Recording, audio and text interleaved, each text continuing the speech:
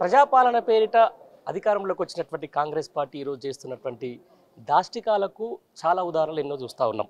ఈ నేపథ్యంలోనే ఒక ఫేక్ సర్క్యులర్ అది నిజంగా ఫేకా కాదా అని చెప్పేసి లేకుండా ఒక చేశారని చెప్పేసి సోషల్ మీడియాలో పెట్టారని చెప్పేసి కూడా BRS party social media convener అయినటువంటి మన్నె క్రిషాంక్ మీద అక్రమ కేసులు పెట్టింది మనం సోషల్ మీడియాలో చూసాము. ఆయన జైల్లోకి వెళ్ళింది చూసాం, ఆయన రిలీజ్ అయింది కూడా చూసాం. ప్రస్తుతం మనతో ఉన్నారు మన్నె క్రిషాంక్.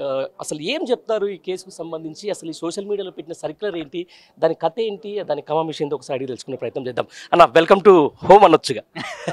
పండారి గారు, మీకు మిర్రర్ వాళ్ళకి అందరికి కూడా పేరు పేరున కృతజ్ఞతలు. ఎందుకంటే ఆ రోజు నుంచి డే 1 నుంచి మీరు చేసిన రిపోర్టింగ్ కానివ్వండి, అప్డేట్స్ కానివ్వండి, మీరు వ్యక్తిగతంగా సోషల్ మీడియాలో పెట్టినవి కానివ్వండి, అవి చేయబట్టే ఈరోజు బయట ఉన్నాం. లేకపోతే దీన్ని ఇంకా కాలయాపన చేస్తూ కనీసం ప్రజాస్వామ్యంలో నంబర్ 1 ఓటు వేసే హక్కు ఉండాలి. నా పార్టీకి నేను ఓటేయాలి, నివేదిత గారికి కానివ్వండి, రాగిడి లక్ష్మారెడ్డి గారికి కానివ్వండి, నేను ఓటేయాలి. కానీ ఆ హక్కు కలుగుతుందో లేదో ఒక అనుమానం ఉండే. ప్రచారానికి దూరం పెట్టారు. ఎందుకంటే రోజు నేను సోషల్ మీడియాలో 4-5 పోస్టులు పెట్టేవాడిని పార్టీ కోసము, ఎదుటి పార్టీలకు వ్యతిరేకంగా, ప్రజలో ఉన్న అంశాలు. కేసీఆర్ గారు రోడ్ షోలో ఉన్నాను, 7 రోజులు మొత్తం ఆ రోడ్ షో కవరేజ్ చేస్తున్నాం. అసలు ఎక్కడ మొదలైంది ఇది? కేసీఆర్ గారు ఏదైతే విద్యుత్ కోతలు, నీటి ఇబ్బందుల గురించి మాట్లాడారు, అది తెలంగాణ సమాజం అందరు భరిస్తున్నారు, ఇవాళ అందరు చూస్తున్నారు. ఉస్మానియా యూనివర్సిటీ విద్యార్థినులు రోడ్డు మీదకి వచ్చి కూర్చున్నది వాస్తవం కాదా? దాని తర్వాత అక్కడ వాళ్ళకు అధికారికంగా సర్క్యులర్ ఒకటి వచ్చింది. వచ్చిన తర్వాత డ్యామేజ్ కంట్రోల్ ఏం చేసిర్రు? రేవంత్ రెడ్డి గారు ఒక ఫోర్జ్డ్ డాక్యుమెంట్ రిలీజ్ చేసిర్రు. ఫోర్జ్ ఎందుకు అంటున్నాము అని అంటే, మేము పెట్టింది మేము తయారు చేసింది కాదు. వేల మంది ఉస్మానియా యూనివర్సిటీ విద్యార్థుల వాట్సాప్ గ్రూప్స్లలో గత సంవత్సరమే, ఎవరైనా పోయి గత సంవత్సరం పోయి చాట్ని మనము ఎడిట్ చేయగలుగుతామా? ఎన్ని ఫోన్లలో చేస్తాం? వైస్ ఛాన్సలర్ కార్యాలయం నుంచి వచ్చిన డాక్యుమెంట్ అది. దాన్ని ఎక్స్పోజ్ చేసింది కేటీఆర్ గారు, ప్రెస్ మీట్ పెట్టారు. ఇలా నేను బేఫికర్ ఎందుకున్నాను అంటే, 10ల సంఖ్యలో న్యాయవాదులు నిలబడి క్షణక్షణం వాళ్ళ అన్ని కేసులను పక్కన పెట్టిరు. ఈ 10 రోజులు వాళ్ళు కోర్టులో మొత్తం ఈ సింగిల్ కేసే పదే ఆర్గ్యుమెంట్ చేయడం. నా నాయకుడు వర్కింగ్ ప్రెసిడెంట్ కేటీఆర్ గారు ప్రెస్ మీట్ పెట్టడం, సాక్షాత్తు జైలుకు రావడం, కేసీఆర్ గారు మా నాయకులు, మా అధ్యక్షులు ఇవాళ వీఆర్ ఫైటర్స్ అని సపోర్ట్ చేయడం, హరీష్ రావు గారు స్పందించడం, జగదీశ్వర్ రెడ్డి గారు ప్రెస్ మీట్ పెట్టడం, వివేకానంద్ గారు ఎలక్షన్ కమిషన్కి వెళ్ళడం, జర్నలిస్టులు ఎప్పటికప్పుడు ట్వీట్లు చేయడం, సమిష్టి పోరాటం జరిగింది కదా. ఇదే విషయంలో నేను ఒకటి చెప్తాదలుచుకున్నాను. మీరు ఎక్కడైతే సూర్యాపేట నుంచి కూడా వస్తున్నారు, అక్కడ పతంగి టోల్ గేట్ దగ్గర మీరు ఆగినరు. ఆ ఎపిసోడ్ నుంచి ఒకసారి ఒక ఉద్యమకారుడు లేకపోతే ఒక పార్టీకి సోషల్ మీడియా కన్వీనర్ మిమ్మల్ని అరెస్ట్ చేసిన తర్వాత ఆ ఎపిసోడ్ మొత్తం, ఎందుకంటే మీ దగ్గర ఫోన్లు చాలామంది ట్రేస్ చేసే ప్రయత్నం చేసిండ్రు. అసలు ఏం జరిగింది? అక్కడి నుంచి తీసుకొని మీరు ఎక్కడ తీసుకెళ్ళారు, ఎక్కడి నుంచి ఎక్కడ దాకా తీసుకొచ్చారు, లాస్ట్కి మీరు నల్లకొండ పేజ్ దగ్గరికి తేలిరు ఆ రాత్రి వరకు. ఆ మధ్యలో జరిగిన ఏం జరిగిందో ఒకసారి చెప్పండి. స్టెప్ 1 నుంచి కాన్స్టిట్యూషనల్ వయలేషన్, మొత్తం స్టెప్ 1 నుంచి అన్ని రాజ్యాంగ వ్యతిరేకంగా వాళ్ళు విరుద్ధంగా పనిచేసినాయి. నంబర్ 1, మీరు నాకు ఫోన్ చేశారు, ఉస్మానియా పిఎస్ వాళ్ళు ఫోన్ చేస్తే నాకు సమాచారం. అచ్చా, ఫస్ట్ ఎఫ్ఐఆర్ ఎట్లొచ్చింది? పోలీస్ డిపార్ట్మెంట్ నుంచి రావాలి కదా. తెలంగాణ కాంగ్రెస్ వాళ్ళకి ఎఫ్ఐఆర్ వస్తుంది, నిందితుడైన నా మీద ఆరోపణలు ఉంటే నాకు మాత్రం నోటీస్ రాదు. తెలంగాణ కాంగ్రెస్ పార్టీకి వెళ్తుంది. వాళ్ళు ట్విట్టర్లో పెట్టినరు అధికారికంగా. సో నంబర్ 1 ఇది పొలిటికల్ కేస్. నంబర్ 2, నాకు కాల్ చేశారు సిఐ గారు. ఉదయం కాల్ చేయగానే దాదాపు 8 గంటలకు అట్లా కాల్ చేసినప్పుడు, నేను వస్తాను, పిఎస్కి వస్తాను, 41 సిఆర్పిసి నోటీస్ తీసుకుంటాను అని చెప్పినాను, లా అబైడింగ్ సిటిజన్ లాగా. ఆ తర్వాత హైదరాబాద్కి బయలుదేరినాను. ఆలోచించండి, మనం ఆ హైవే మీద ఒక ఇన్నోవా కారు ఎంత స్పీడ్ ఉంటుంది? 100 అయితే ఉంటుంది కదా. 100 స్పీడ్లో మీరు పంతంగి చెక్ పోస్ట్ దగ్గర ఆపింది ఎవరు? మీరు ఆ విజువల్ చూడండి. ఎలక్షన్ కమిషన్ డ్యూటీలో ఉన్న సెంట్రల్ పోలీస్ వాళ్ళు, అక్కడ లోకల్ పోలీస్ వాళ్ళు. మీరు ఉన్నది ఎలక్షన్ డ్యూటీ కోసం కదా. ఎలక్షన్ వాళ్ళు చేయాల్సింది ఏంది? డబ్బులు ఏమైనా తరలిస్తున్నారా, మద్యం ఏమైనా తరలిస్తున్నారా, ఎలక్షన్ సంబంధించి ఏమైనా చేస్తున్నారా అని. నా అరెస్ట్కి ఎలక్షన్ కమిషన్ డ్యూటీకి ఉన్న ఆఫీసర్స్ని ఎట్లా యూజ్ చేసుకుంటారు మీరు? వాళ్ళు ఆపిరు, మేము ఆపినాం, కారు ఆపినాం. ఎలక్షన్ కోసం అనేసి అది ఉంది, మొత్తం పాస్ కూడా ఉంది దానికి. ఎందుకంటే కేసీఆర్ గారు అవకాశం ఇచ్చి స్టార్ క్యాంపెయినర్ పాస్ కూడా ఎలక్షన్ కమిషన్ ఆఫ్ ఇండియా నుంచి తీసుకున్న వాహనం అది. చెకింగ్ చేయలేదు. ఇదేంది విచిత్రం, చెకింగ్ చేస్తలేరు మీరు అనేసి ఆ సమయంలోనే వీడియో తీసినాం. ఎందుకంటే నమ్మకం లేదు ఈ వ్యవస్థ మీద. పుచ్చుకను వాళ్ళే ఏమైనా తీసి ఇగోండి ఇవి ఉన్నాయి అనేసి వీడియో తీసినాం. అర్ధగంట ఆగినాం అక్కడ చెక్ పోస్ట్ దగ్గర. లేదు పై అధికారులు వస్తున్నారు ఇది అదని సమాచారం ఇస్తలేరు. తర్వాత క్రైమ్ ఇన్స్పెక్టర్ అని చెప్పి ఒక ఆయన వచ్చారు, సివిల్ డ్రెస్లోనే వచ్చారు, చౌటుప్పల్ వచ్చి మా వాహనంలో కూర్చున్నారు, ఇతరులను వేరే వాహనంలోకి ఎక్కించుకున్నారు. కొంచెం ముందుకు వెళ్ళినాం, దాదాపు సుమారు ఒక 5 కిలోమీటర్లు అనుకుంటా, 5-10 కిలోమీటర్లు ఒక చోటున ఆపేసారు, ఎవ్వరు లేని చోట్లో ఆపేసి తర్వాత వేరే వాహనం వచ్చింది, ఫోన్ చేసిర్రు, ఫోన్ చేసి వచ్చేసినాము మీరు కనబడ్డరు అని చెప్పారు. వచ్చారు ఒక 5-6 సివిల్ డ్రెస్లో వచ్చారు వేరే వాహనంలోకి, నన్ను ఒక్కొన్నే ఆ వాహనంలోకి షిఫ్ట్ చేశారు. ఏం లేవు, ఫోన్లు ఏం లేవు, అట్లనే తీసుకొని పోయారు. ఫోన్లు ఉన్నాయా ఏమన్నా అని చెక్ చేసారు, లేవు అని చెప్పి తీసుకుపోయారు. తీసుకుపోయి ఇంకొక కొన్ని కిలోమీటర్లు దూరం పోయిన తర్వాత ఒక ప్రదేశానికి తీసుకుపోయి లోపలికి ఆపారు. దాని ఆలోచన ఏంది, అక్కడ ఒక ఇల్లు లేదు, ఒక దుకాణం లేదు, దాడి చేసి ఉంటే కవర్ చేయడానికి మీడియా లేదు, జడ్జి గారి ముందు చెప్పుకోవడానికి ఏం ఆధారం లేదు, చేయలేదు. ఎందుకు ఆపిరో తెలియదు. ఆ తర్వాత వేరే రూట్ల నుంచి తీసుకుపోయి అరెస్ట్ చేసింది ఉస్మానియా యూనివర్సిటీ పోలీసులు, అయితే తీసుకుపోయింది వేరే పోలీస్ స్టేషన్ దగ్గరికి. ఎందుకు? తెలంగాణ సమాజానికి, బీఆర్ఎస్ పార్టీ వాళ్ళకు, మీడియా వాళ్ళకు, న్యాయవాదులకు ఎవ్వరికీ తెలియవద్దు అని తీసుకుపోయి కూర్చొని, అప్పుడు సడన్గా వాళ్ళు అరెస్ట్ చేసినప్పుడు ఫోన్ అడగలేదు, అక్కడ పోయినాక ఫోన్ కావాలి అని. ఎందుకు? మా ఫోన్లో ఆధారం ఉన్నది కాబట్టి, ఆ ఆధారాన్ని డిలీట్ చేయాలి కాబట్టి అప్పుడు వాళ్ళకి వచ్చి ఫోన్ కావాలి అని మొదలుపెట్టారు. నేనన్నా మీరు అరెస్ట్ చేసినప్పుడు నా దగ్గర ఫోన్ లేదు, ఇప్పుడు ఆ ఫోన్ ఎక్కడుందో నాకేం తెలియాలి అని చెప్పిన పరిస్థితి. ఆ తర్వాత ఇక సోషల్ మీడియాలో అందరూ హ్యాష్ట్యాగ్ వేరు క్రిషాంక్ ఇవన్నీ పెట్టేసరికి ఆ ప్రెషర్తోని ప్రొడ్యూస్ చేసిన పరిస్థితి. అప్పటి వరకు సమాచారం కూడా నాకు కూడా తెలియదు. ఏపీఎస్టీ తర్వాత కొంచెం కీసై స్కూల్ దగ్గర కొంచెం ఆపుతున్నారు. ఎందుకు అంటే ఎక్కడ పడితే అక్కడ ఇప్పుడు కేటీఆర్ గారి డైరెక్షన్స్తో ముషిరాబాద్ ముఠా గోపాల్ గారి బృందము అక్కడ ముషిరాబాద్ దగ్గరికి రావడం, పద్మారావు గారు వాళ్ళ మనుషులందరూ రావడం, ఇట్లా లాలాగూడ పోలీస్ స్టేషన్కి తీసుకుపోవడం, ఇటు రకరకాల పోలీస్ స్టేషన్స్కి తీసుకొని వెళ్ళారు. తీసుకొని దాదాపు సుమారు 1 గంటకు జడ్జి గారి ముందు ప్రవేశపెట్టారు. ఏ జడ్జి గారేమో దాని తర్వాత మీకు తెలిసిందే ఆ మొత్తం ఉద్యమ కేసులు అవి కూడా చూసి ఈ హ్యాబిచువల్ అఫెండరు అని చెప్పి జైలుకు పంపిన పరిస్థితి. ఇప్పుడు మామూలుగా ఒక కేసు ఏదైనా కూడా ఇది ప్రతీకారంగా చేస్తున్నారా లేకపోతే కావాలని చేస్తున్నారా దాని మీద మనకు ఒకటి ఉంటుంది. మీ కేసు తర్వాత ఒక కేసు వచ్చింది, కాంగ్రెస్ సంబంధించిన వాళ్ళు అనేది అమిత్ షాకి సంబంధించినటువంటి ఒక మార్ఫింగ్ వీడియో పెట్టారని చెప్పేసి వాళ్ళు దర్జాగా పోయినరు, కూర్చున్నారు, వీడియోలు బయటకు వచ్చినాయి, మళ్ళీ ఏమంటే సాయంత్రానికి బయటకు వచ్చేసిండ్రు. ఇదేమో ఫేక్ సర్క్యులర్ అంటున్నారు. వాస్తవానికి ఏదైతే ఈసీ గ్రూప్లో వచ్చినటువంటి పిఆర్ఓ పెట్టినటువంటి సర్క్యులర్ అది. ఎందుకు మీ మీద అంతా కోపం ఎందుకు అనుకుంటారు ఈ ప్రభుత్వం మీద? అసలు ఇది ఎంత దూరం పోతుంది భవిష్యత్తులో? ఇది నా మీద వ్యక్తిగత కోపం కాదని నేను అనుకుంటున్నాను. ఇది బీఆర్ఎస్ మీద, ఇది బీఆర్ఎస్ వ్యవస్థ మీద దాడి. ఇది ఒకవైపు పార్లమెంట్ ఎన్నికలు జరుగుతున్నాయి, కేసీఆర్ గారు రోడ్ షో జరుగుతుంది, కేసీఆర్ గారు మొత్తం ఎక్కడికక్కడ ఏమేమి సమస్యలు ఉన్నాయో ఈ 3 నెలల్లో ఎక్కడ వైఫల్యమైనో అన్నీ మాట్లాడుతున్నారు. ఎట్లా ఒత్తిడి పెట్టాలి, ఎవరెవరు సోషల్ మీడియాలో ఇవి పెడుతున్నారో వాళ్ళని ఆపాలి అనే ఒక ప్రయత్నం. కానీ వాళ్ళకి తెలియదు ఏంటంటే ఒక వ్యక్తిని ఆపినంత మాత్రాన బీఆర్ఎస్ సోషల్ మీడియా వ్యవస్థ ఆగదు కదా. ఇక్కడ కేసీఆర్ అనే సెంటిమెంట్తో అందరూ పనిచేస్తారు.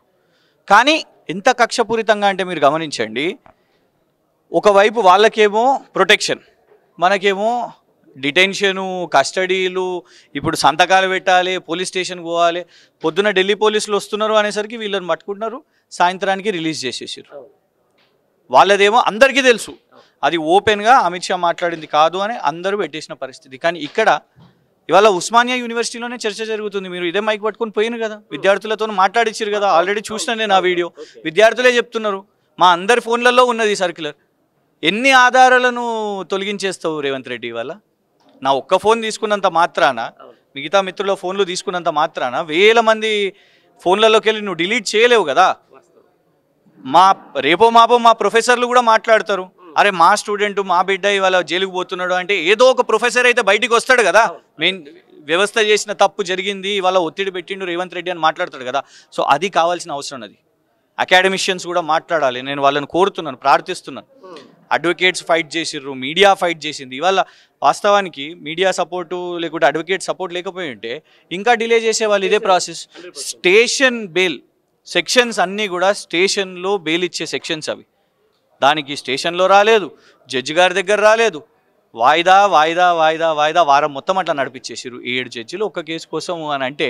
అయినా కూడా జడ్జి గారు ఫైనల్గా నన్ను ఎలక్షన్ డే ముందు నన్ను రిలీజ్ చేయడం వారి కృతజ్ఞతలు. కానీ నా రిక్వెస్ట్ ఏంటంటే బెయిల్ వచ్చింది కదా అని మర్చిపోకండి. ఇది నా ఒక్కొని కేసు కాదు, ఇది బీఆర్ఎస్ వర్సెస్ రేవంత్ రెడ్డి. కేటీఆర్ గారు ఓన్ చేసుకున్నారు, కేసీఆర్ గారు ఓన్ చేసుకున్నారు. ఇది బీఆర్ఎస్ నిజంగా చేసిందా? రేపు ఏమవుతుంది అని అంటే రేవంత్ రెడ్డి గారు ఫేక్ జియోలు కూడా తీస్తారు. ఒక ఉదాహరణ చెప్తా మీకు. ఇవాళటి వరకు మనకు తెలియదు కాంగ్రెస్ ప్రభుత్వం అసలు చైర్పర్సన్లు అపాయింట్ చేసిన జియోలు చూసినామా మనం? చైర్మన్లది పుట్టి ఒక లిస్ట్ వచ్చేసింది. రేపు దాని తర్వాత ఇది ఒకటి, అట్లా ఎన్ని ఫేక్ జియోలు వస్తాయి చెప్పండిగా? కరెక్టే కదా, చైర్మన్ల లిస్టు వాళ్ళకి జియోలు రాలేదు, ప్రమాణ స్వీకారం రాలేదు, అయిపోయి జియోలు వచ్చేసినాయి అని చెప్పిన పరిస్థితి. ఇక్కడ ఎవరు జియోలు చూడలేదు, చీఫ్ సెక్రటరీ గారు సంతకం చూడలేదు. రేపు తెలంగాణ ప్రజలను రాష్ట్ర ముఖ్యమంత్రి రేవంత్ రెడ్డి గారు ఇలాగే మిస్లీడ్ చేస్తారు. ముఖ్యమంత్రి ఫేక్ ఆర్డర్లు తీస్తే, ఫోర్జరీ లెటర్లు తీస్తే ఇక ఎవరిని నమ్మాలి మనము? వ్యవస్థలను, యూనివర్సిటీలను, డిపార్ట్మెంట్ని, జ్యుడిషియరీని జేబులో పెట్టుకోవాలని ప్రయత్నం చేస్తే మరి కాంగ్రెస్కి, భారతీయ జనతా పార్టీకి, నరేంద్ర మోదీ గారికి ఏం తేడా? వారిని మించిపోయారు మీరు. 3 నెలలకే హిట్లర్ స్థాయిలో మీరు ఇట్లా చేసిన పరిస్థితి. ఇట్లా ఎప్పుడు కేసీఆర్ గారు ప్రభుత్వంలో కాలేదు. ఈ ఫోన్ల మీద పడుడు, ఈ ఫోర్స్డ్ డాక్యుమెంట్స్ చేయడం. కేసీఆర్ గారు పాపం ఇప్పుడు వచ్చిరు ట్విట్టర్లో, రాగానే ఈ దాడి మొదలైంది. ఆయన వచ్చి రాగానే ఒరిజినల్ ఉస్మానియా యూనివర్సిటీ సబ్జెక్టు మాట్లాడగానే ఇది అయిన పరిస్థితి. మొత్తం దగ్గర 14 కేసులు అన్న వచ్చింది. On copy 14. కానీ ఎస్ఐ గారు ఇన్వెస్టిగేటింగ్ ఆఫీసర్ చెప్పింది ఏంటంటే 54 ఉన్నాయని చెప్పారు మొత్తం. సో మీద కూడా కేసులు డీజీపీ అంటే అయిపోయిన కేసులను కూడా మళ్ళీ తీసుకొని వస్తున్నారు. కొట్లాడిన కేసులు కూడా ఇలా అందులో రోహిత్ వేముల కేసుని కూడా చూపెడుతున్నారు.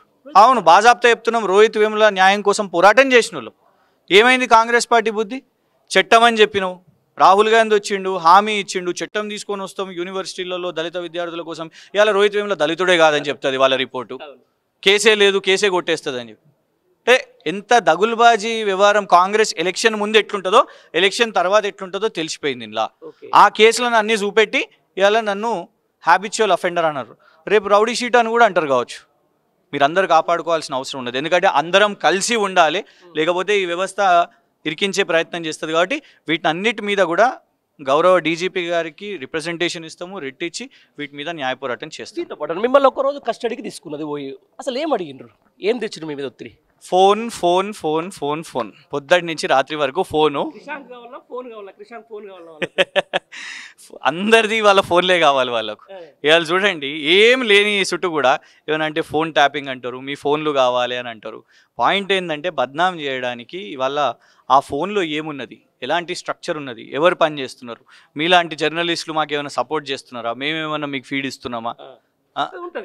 ఇవన్నీ సొసైటీలో అందరం కలిసి పనిచేస్తాం, మీడియా కలిసి పనిచేస్తుంది.